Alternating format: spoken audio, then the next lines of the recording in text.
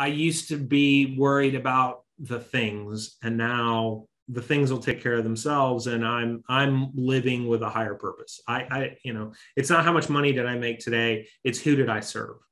Beautiful.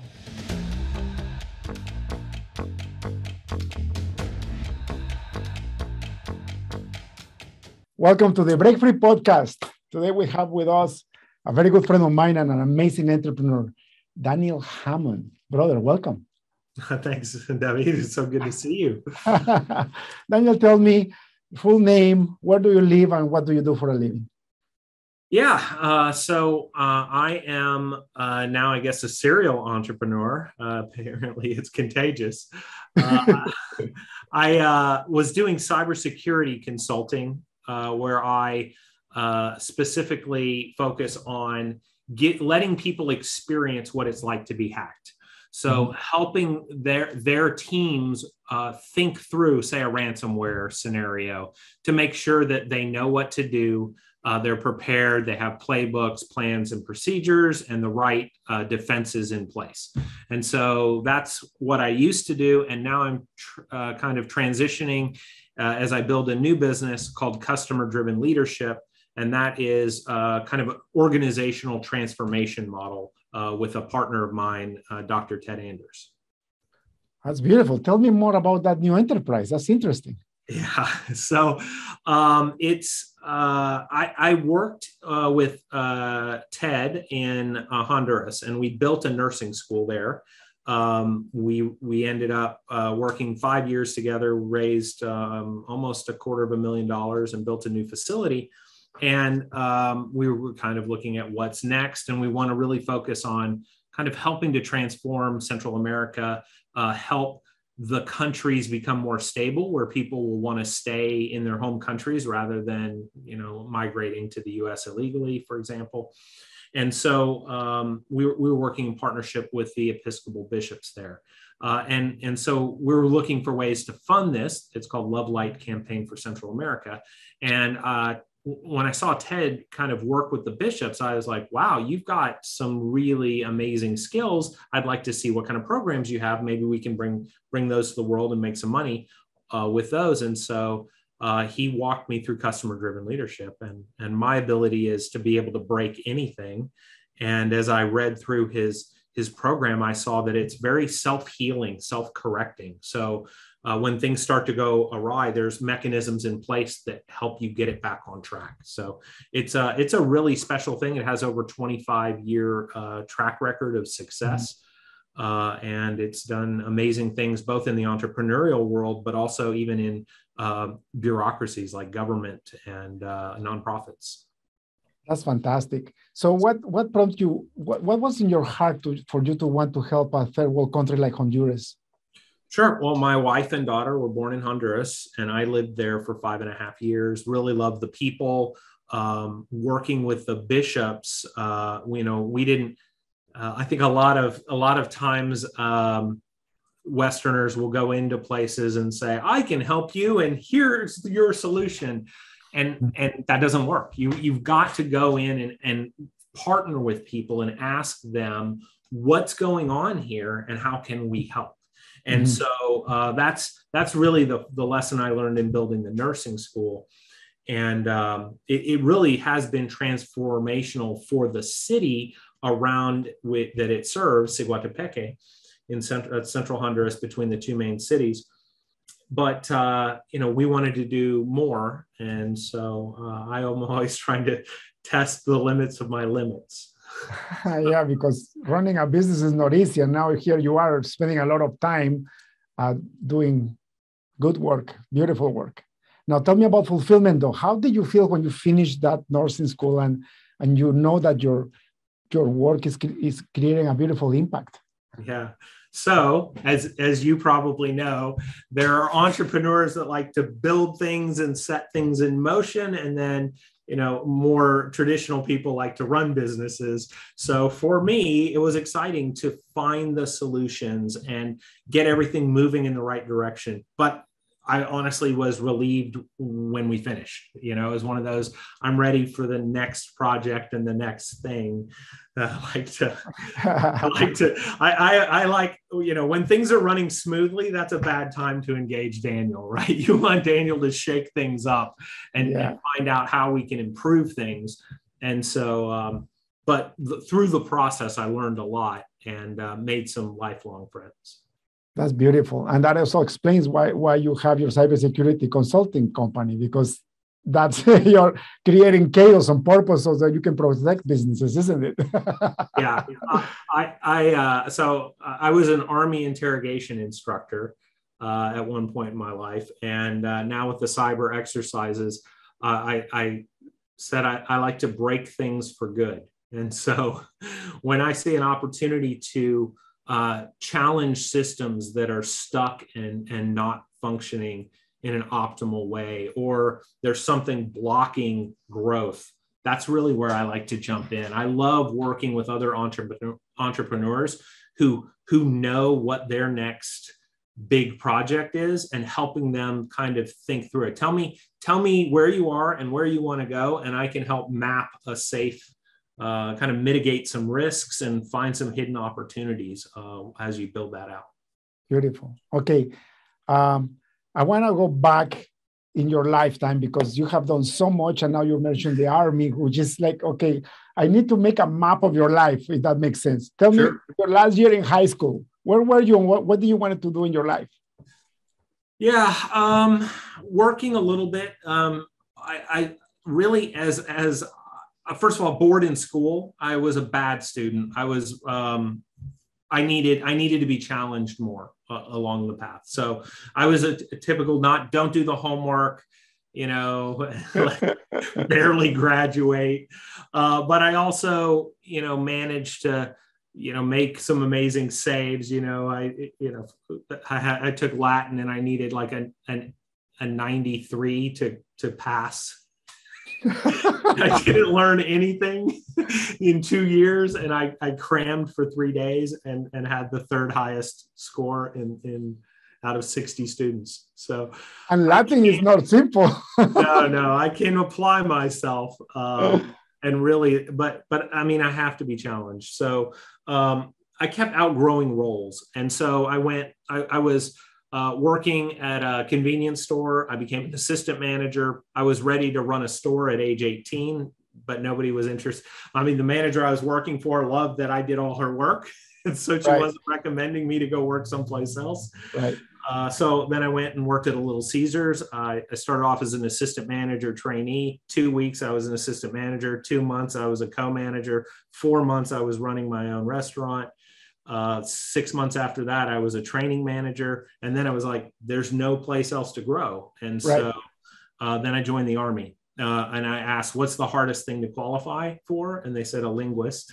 So I went in with I had some options to get randomly assigned a language, or I could go in for 4 years and be a paratrooper. And so I became, and I got to, became a Spanish linguist. So that Spanish was locked in.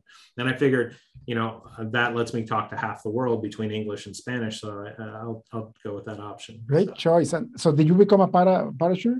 I did. I was in the 82nd Airborne Division for 2.5 years, signals intelligence. So I was kind of listening to what people were talking about and finding where they were and what they were, and reporting on what they were talking about, but on a tactical. So, you know, jumping out of airplanes every so often. I had 19 jumps, 18 out of airplanes and 1 out of a helicopter. That is so cool. You know, like my wife and I went to this event from Tony Robbins called UPW, and they made us walk on fire. To realize that, you know, we can always push our limits. It's everything inside of us. And the next year we were on vacations in Mexico. And to give you an idea, my wife doesn't even want to drive a bicycle, right? But she walked on fire. So the next year we were vacationing in Puerto Vallarta, Mexico, and she saw this, you know, parachuters just land on the beach. And she's like, you know what? I want to do that. I'm like, you crazy? And she's like, no, I want to do that. And turns out that in the hotel we were, the lobby of the hotel, the office was there to buy to buy the thing. I'm like, I'm going to do it with her, but this is not my thing, right? Yeah. Make the long story short, she was visioning everything that was going to happen in the jump. I was freaking out the next day. When we got to the airplane, the crazy airplane didn't have a door. It was just a hole in the fuselage. Nice. And there were no seats. We were sitting on the middle, right? And so it was her and I and the two instructors, and they said, who wants to go first? And she's like, I want to go first. I'm like, thank God, and she jumps, and then I jump after her. Of course, they told me not to open my mouth. And the first thing I did was like, ah! And my mouth was full of air. I couldn't close it. I was freaking out when I landed. She was like, this was the best thing. And I'm like, are you sure? Yeah, my wife has always had a fear of flight, of heights, but she told me 2 weeks ago that she wants to jump next year. So my highest jump was from 1,200 feet. Wow. We usually jump from 800. So wow, it's a different thing. I mean, as soon as you're out of the plane, your chute's opening, and you've got all your equipment and your rifle and all of that. But I'll do it. I'll do it for her. That's beautiful. What got you into the military? What was your line of thinking? Because from being a manager to that, it's a big jump. Yeah, it was growth. I knew I could work my way up through the ranks and learn new skills, and that's how it worked. And even though you're kind of stuck in a rank, I can honestly say from the day I got out of training, I never worked a day in my rank. I was always working 1 or 2 ranks higher than where I was, just based on my ability to handle difficult situations. And when I got out of the Army, I went into the Army Reserves and became an interrogation instructor. Had a deployment, so spent some time in a war zone. Got to interrogate people, so that was interesting. And then I was teaching interrogation, designing a course, an advanced interrogation course. Then I moved to Honduras, helped my wife with her textile export company. Why did you move to Honduras? Because I wanted to get married to this beautiful Honduran. Oh, I see. So it was love that took you there. What else, right? Yeah, that's right. It's the best reason. But yeah, we got home invaded. So, people with guns pointing at our kids' heads, give us all your money. And that actually led to me getting being the general manager of a physical security company with over 400 employees. So in Honduras. In Honduras, yeah, I went from being robbed to having my own private army, effectively. That's awesome. Another challenge, right? It was interesting. The owner brought me in because they were bleeding money, and he didn't know from where. And so within like 3 months, I'd stopped the bleeding and found out where the hidden debt was and mapped it all out for him. And it didn't have a happy ending because the president of Honduras raised minimum wage 69.5% overnight. And that just killed the company. Right. 400 people their so jobs. That's how you got into security then, because of that? Yeah, partially. And then, I was already doing military intelligence. So intelligence and physical security very, very tightly close together. And then from there, I started looking for work, and a friend of mine was working at Bank of America doing cyber intelligence. And so I learned how people hack, what countries are doing what their motivations are. And, within a few years, I was the lead analyst for Bank of America Merrill Lynch in cyber threat intelligence. And then I got bored. So did you move from Honduras back to America, or? Yeah, I was back in Texas. I moved back to Houston. I live in a town called League City, which is across the lake from NASA. Got it. And and then from there, just really worked through. After I got bored, I started volunteering in the cyber exercise program, designing the scenarios, because I knew how the hackers hacked and what they targeted, and so I created realistic scenarios for them, and was really enjoying that. So I had already trained my replacement, and so I jumped over to this other team, and I did over 60 exercises in 4.5 years, and did everything up to industry level exercises for U.S. financial services industry, including facilitating an exercise of my own design in front of the Secretary of the Treasury. Wow. So, yeah.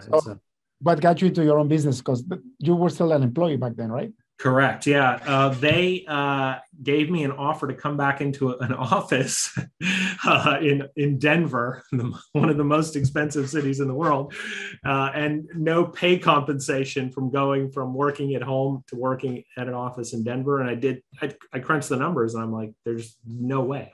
So that's really, and at that point I had checked every box at Bank of America. I really had more room to grow there. And so started my own business right before COVID hit, and that interrupted things. And while the world was figuring out COVID, I really dove into personal growth. I joined the John Maxwell team. And then I got hired by a Fortune 500 company to build an exercise program. And so that's what I was doing when I joined Strategic Coach. And Strategic Coach has been, amazing. And I meet amazing people there all the time. Fantastic, brother. It's fantastic. See how fast everything moved for you, right? Yeah. Oh, I left out that I became a scuba instructor too. You're a scuba diver? Yeah, I'm an instructor. That's amazing. I am an advanced open water scuba diver. I've done like 70 dives, and it's my passion. Every time I go on vacations, I do a couple of dives. Let's go diving, my friend. Oh my God, I didn't know that. That's awesome. Yeah, let's go. Yeah. And in Honduras, you can go to Roatan. It's one of the best diving sites in the world, right? I have at least 30 dives around Roatan, and maybe really? 10 on Utila. Some in the Cayos Cochinos. There's some nice dives around there too. I've only done 4 dives in Roatan, and I really liked it, really enjoyed it. Yeah. It's been How did you get into scuba diving? Was that military training at the beginning? Yeah. So right after I joined the reserves, I got a deployment to Panama, and my platoon sergeant from the 82nd was there, and he was a diver. And I was there for 30 days, and he's like, "Oh, you got to get dive certified." And so I did on the weekends after work every day. I was going to class, and I got certified. Really loved it. I extended an extra 2 weekends so that I could get into more weekends of scuba diving at the Army, with the Army paying me. So it was amazing. And then also the next year I went to Hawaii, and I dove. I think that was a 60-day deployment, and I had 31 dives in 60 days. Wow! On 4 islands. That's incredible. I try to make the most out of every opportunity. Oh boy, that's my dream. I went to Hawaii in 2019, a couples retreat with my wife, and we just booked a tour to go on a catamaran. I was in Maui, and all of a sudden we have 7 dolphins following up the boat, and then we go to the snorkeling site, and we jump in with my wife, and I really didn't want to leave her alone. That's why I didn't book a dive, but we went snorkeling, and it's the only snorkeling in my life that I felt I was diving. Oh, that's good. We saw turtles this big, and like sea rays and all kinds of fish just from above. That's amazing. And the water, it was at least 40 meters visibility. Wow. It was crazy. That is great visibility. I couldn't believe it. So I want to go back to Hawaii and do some diving for sure. Let's go. So how many dives do you have? Probably like 160 or something like that. I did a lot of diving. I got my advanced certifications I did at University of Texas. So a lot of dives in Lake Travis, which are not pretty, but they're interesting. Green diving. I went to Bali right after I got my advanced open water, and I wanted to dive. They have a destroyer wreck in one of these sites, an American destroyer, but it is underneath. And I really wanted to go because they said it became a manta ray nest, but I couldn't make it. So because of timing and logistics, but they told me, just go to Kuta Beach. And I go and I booked a dive in Kuta Beach. It was horrible, green, overcrowded. I saw nothing. So then I went on the other side of the island the next day, and I did one of the best dives in my life. You know, we went in these boats that they looked like mosquitoes, very long boats with the stabilizers. My wife and my kids were snorkeling while I was diving with the dive instructor, right, and two other people. And they have a wall there. And again, 30 meters visibility, right? Like, and I saw this wall, and it looked like an abyss underwater. Yeah. And sure enough, we found that there was a boat, a sunken boat, just a small yacht, full with corals. And I remember, I will never forget that we were diving back up, and I looked up, and it was like a 4-meter turtle right above us. It looked like an angel. Wow. Incredible dive. Diving is amazing, especially if you can be in just the right spot with great visibility. Night dives are fun too. Always something interesting to see at night. Yeah. That was my last exam. I chose to do a night dive to be able to know to use the instruments and go back. So they made me dive 100 meters in the dark and come back to the same spot. I almost failed because they gave me 3 chances, and I failed the first 2. I failed, but the third spot I did it right. Went north, came back south. All good. Yeah. Interesting, eh? Night diving is another world. You know, when the plank starts lighting up, it looks like Avatar. Yeah, right? It does. It does. I almost feel like the world doesn't know. Like it's being in another planet. Like I wish people had a chance to go diving once. You know. Yeah, me too. I think getting out of our comfort zone is always a good thing. You know, just a change of environment. Reset your mind and your spirit, and see some interesting things that you don't see every day. It's beautiful. And you know why I got into diving? Tell me. I had a heart attack. I had an angina in 2011 because my ego was up. Everybody was to blame for my illnesses, and I wasn't grown yet. So I went up with my business so bad. I was working 17 hours a day, eating super bad, and the heart gave up.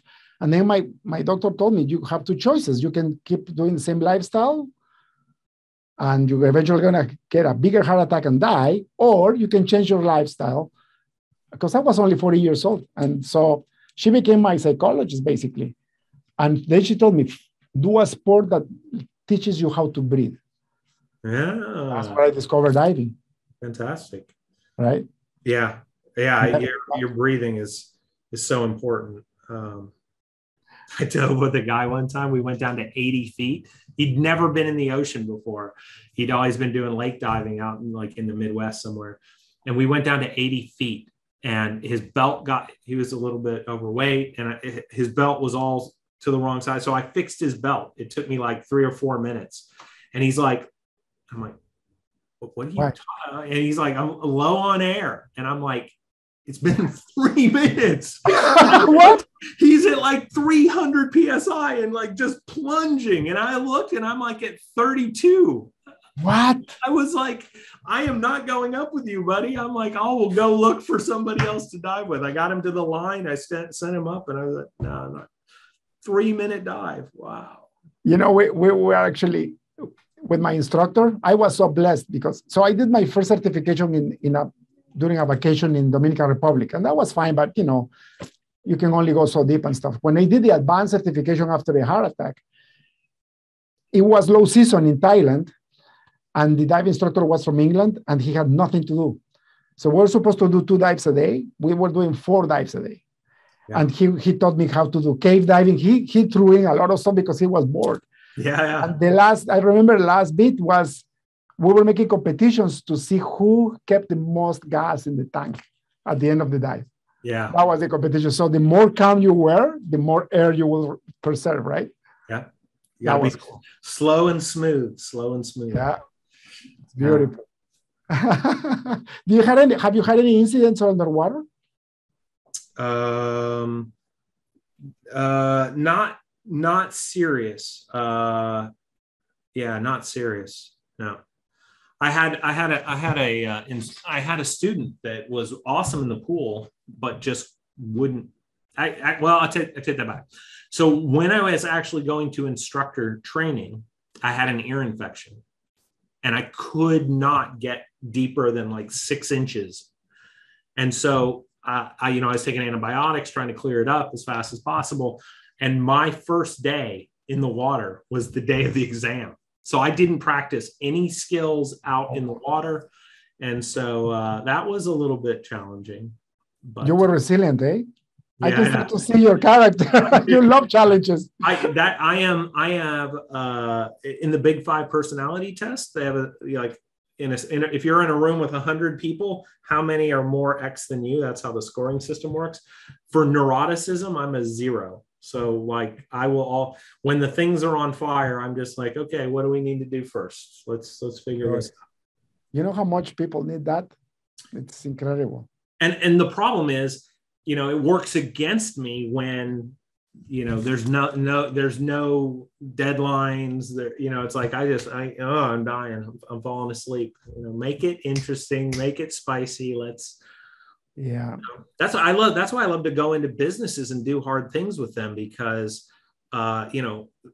seeing other people get new capabilities is exciting for me. And learning new things is fun for me. This morning, I realized I'm like, this new business that I'm building, it's different in that I've been an entrepreneur, but to build a business with value that can generate value without me is new. And so I'm excited to add that new capability to my quiver.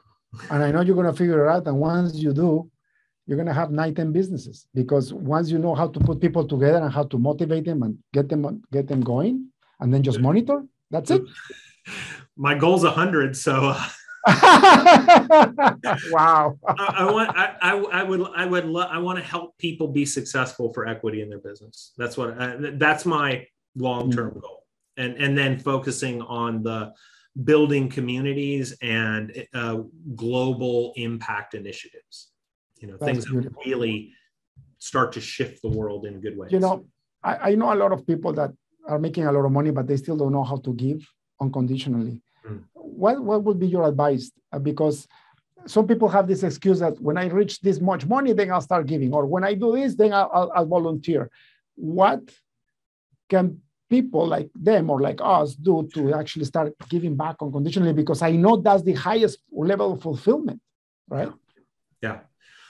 So for me, it was service. When I got back to the US in 2011 and, started working. I was working long hours and everything, but, I started volunteering first in veterans groups to help veterans. And then also started volunteering at church. I got moved into church leadership, and it changes you. It gives you peace when you are, it builds up gratitude. It gives you fulfillment knowing, hey, when somebody needs me, I'm available. And, I got involved in an inner healing prayer ministry. And so I do that.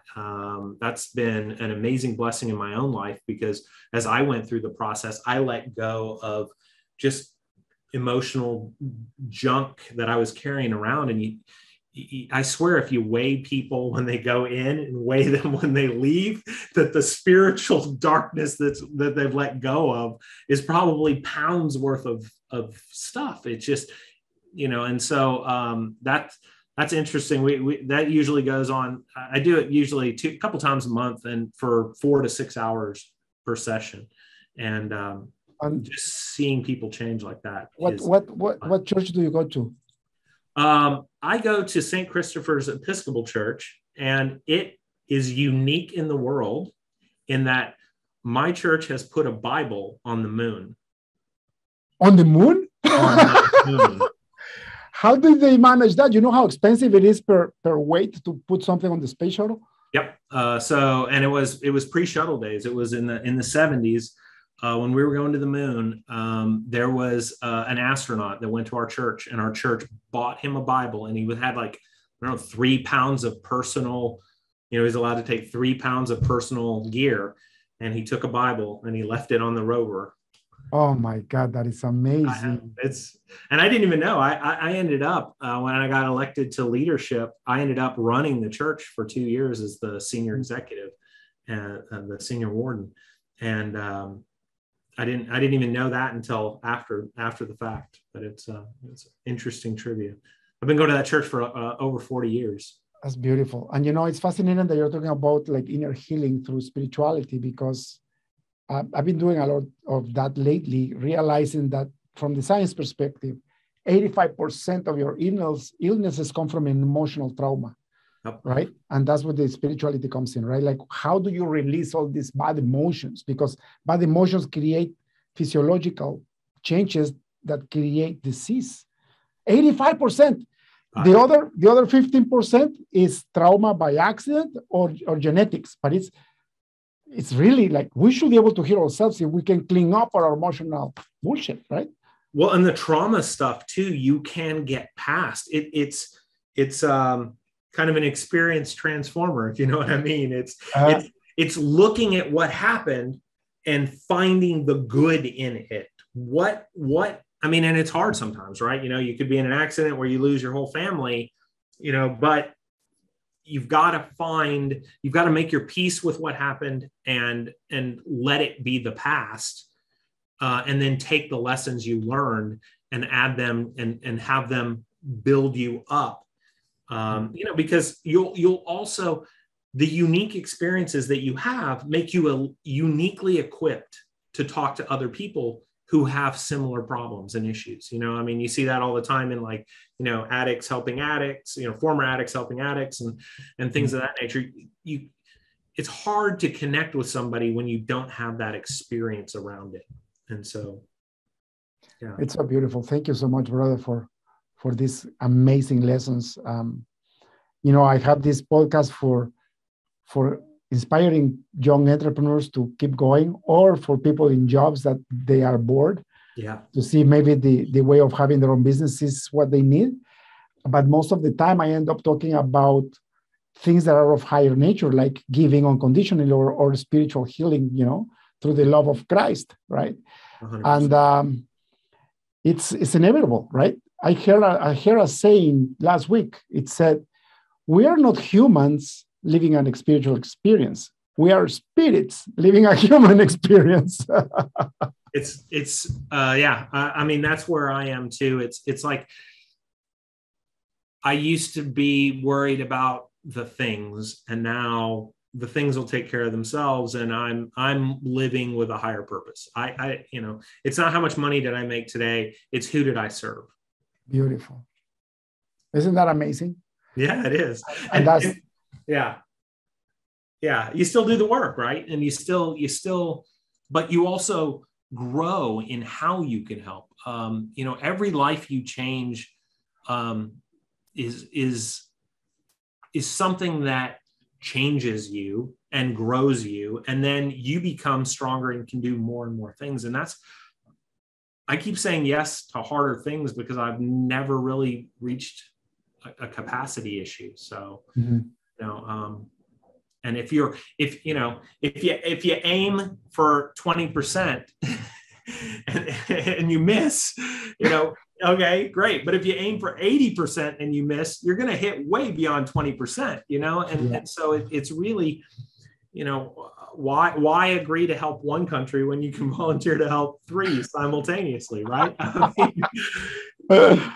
And honestly, that's just a stepping point, because I want to take what I learned from that experience and help them help the world too. So beautiful.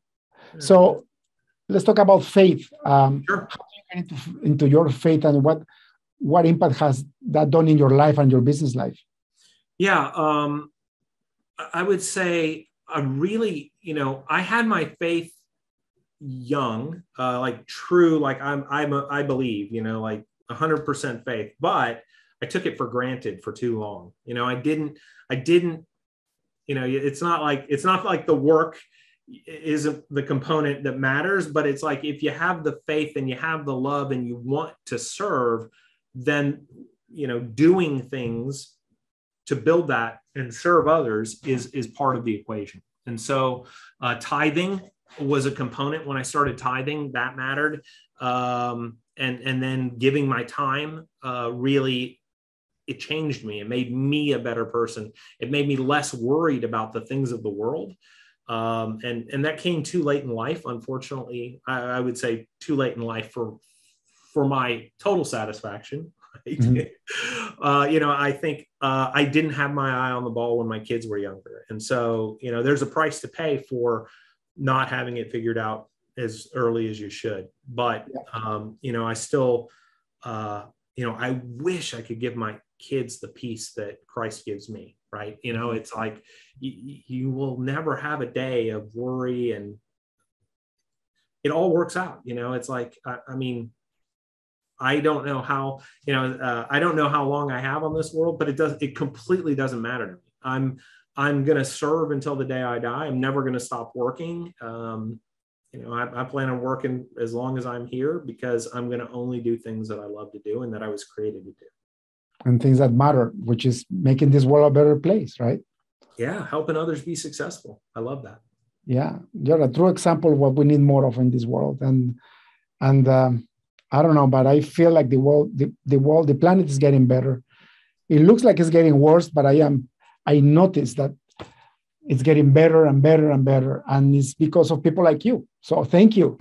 Thank you for your work. And things changing my life when I realized that.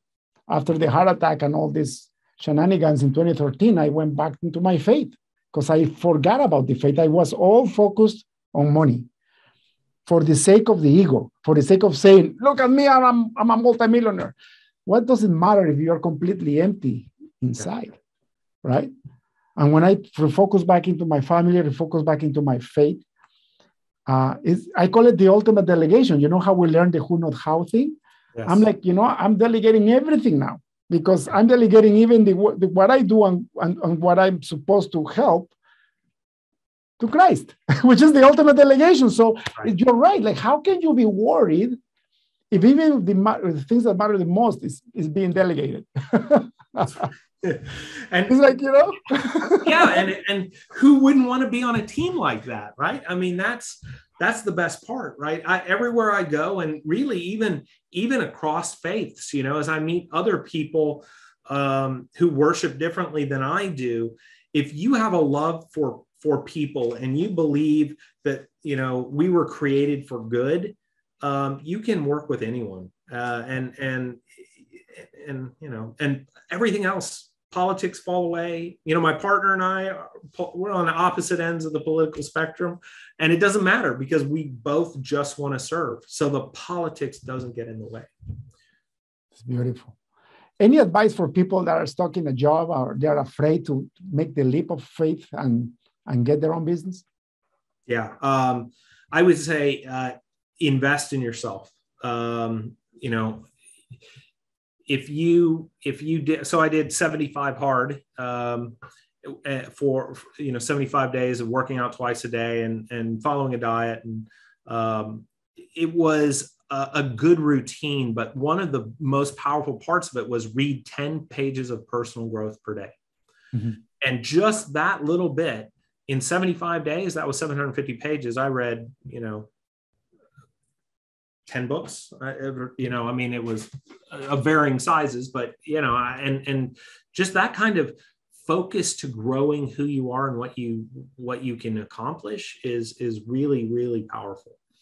And then I also liked, building healthy habits for yourself, looking for opportunities to serve. I'd say volunteer some time. A lot of corporations will pay you to volunteer somewhere.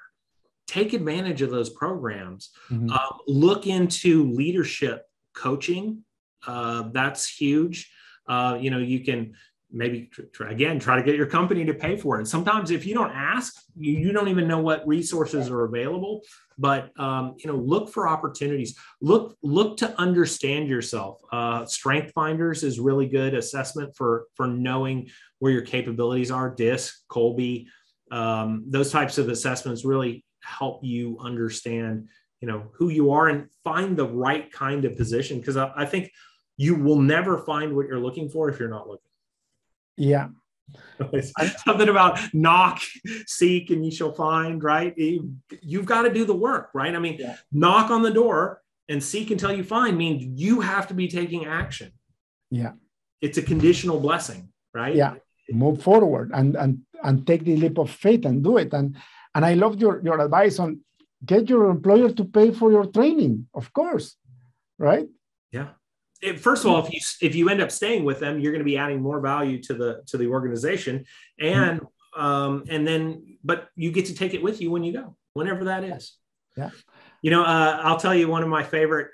Speaking about taking action, one of the things that I really liked, and I wish I could remember which of my friends said it, but he said, "God, it's hard for God to steer a parked car." Yeah. Exactly. It makes sense though. if he's got his hands on the wheel and there's no acceleration, you're still not going anywhere, right? You got it.